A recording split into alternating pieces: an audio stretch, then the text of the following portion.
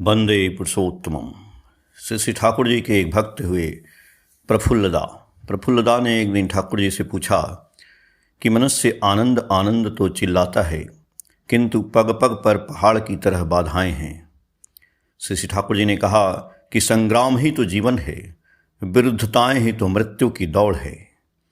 इसलिए उन पर विजय प्राप्त करने पर हमें उतना आनंद मिलता है। यही है जीवन की विधि।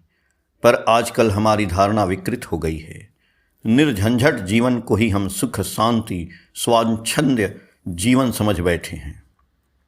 यानी वह जीवन जिसमें न झमेला रहे, न बाधा रहे, न कष्ट रहे और न अभाव रहे। आराम से हम खाएं, पिएं और मौज उड़ाएं। पर असली आनंद यह नहीं है। बाधा, अभाव, अभियोग, समस्या इत्यादि को अतिक्रम करने में ही हमारी शक्ति बढ़ती है और उसमें ही आनंद है। जो प्रतिकूल का नियंत्रण, सामंजस्य, समाधान जितना करता है, वह उतना ही अपने आप को अनुभव तथा उपभोग करता है। उसकी बुद्धि भी उतनी विकसित होती है, व्यक्तित्व भी बढ़ जाता है। इवोल्यूशन, विवर्तन या बिकमिंग, विवर्धन इसी प्रकार संभव है। बहुत दिनों से पराधीनता के फलस्वरूप हम न जाने कैसा कातर, आलसी, नाबालग की तरह बन गए हैं। वीर्य का जीवन, पराक्रम का जीवन, जयमुखर संग्राम का जीवन आज हमें प्रलुब्ध नहीं करते।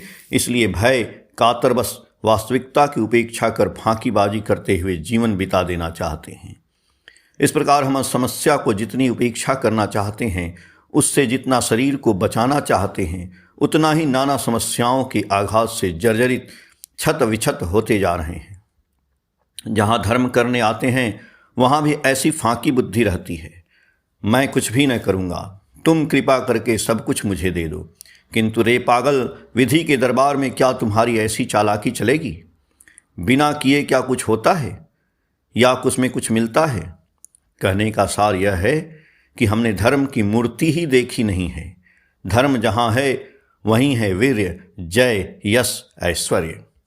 भक्ति मनुष्य को कभी दुर्बल नहीं बनाती, बल्कि वह मनुष्य को चिर पराक्रमशील, ऊर्जी, अनुराग संपन्न बना देती है।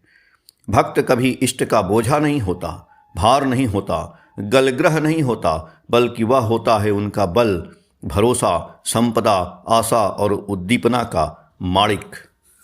हनुमान को ही देखो न, रामचंद्र निराश हो जाते हैं, पर वह निराश नहीं होता है। वह जानकी का उद्धार किए बिना रह नहीं पाता है। सारे दायित्वों को सर पर लेकर जिस प्रकार माँ जानकी का उद्धार करना चाहिए, उसी प्रकार वह करता है।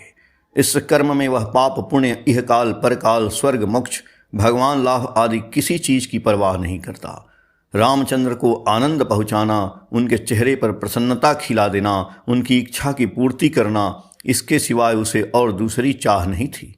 अपने को भुलाकर इष्ट की तृप्ति के लिए, उनकी प्रीति के लिए इस प्रकार बेपरवाह हो कर्म में पागल होना ही धर्म है। उसी पथ पर आत्मनियंत्रण, भगवान लाभ, सुख, शांति, आनंद, जय, यश, ऐश्वर्य, साफल्य, सार्थकता सब कुछ आसानी से पकड़ में आ जाते हैं, किंतु इनमें किसी के लिए चिंता करनी नहीं पड़ती है। आलोचना प्रसंग भाग 2, पेज संख्या 25-26 से। जय गुरु।